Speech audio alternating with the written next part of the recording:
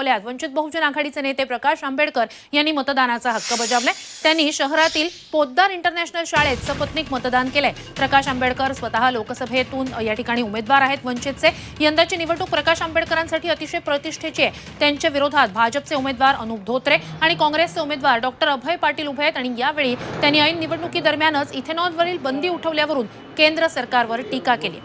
या संदर्भात निवडणूक आयोगाकडे आपण तक्रार करणार असल्याचंही त्यांनी म्हटलंय। 41 तास अगोदर निवडणूक प्रचार बंद होतो, सर्वच प्रकारे बंद होतो। तेव्हा वर्तमानपत्राने असताना कुठेतरी ही बंधनं पाळली पाहिजेत। परंतु महाराष्ट्र अकोला आज जे सेकंड फेजमध्ये चाललेलं जे आहे त्या सगळ्याच ठिकाणी काँग्रेस आणि BJP यांच्या जाहिराती त्या ठिकाणी दिसतात आहेत। त्या सर्व आरोना आम्ही असताना हे करणार आहोत की आपण याच्या विरोधातली कारवाई करा।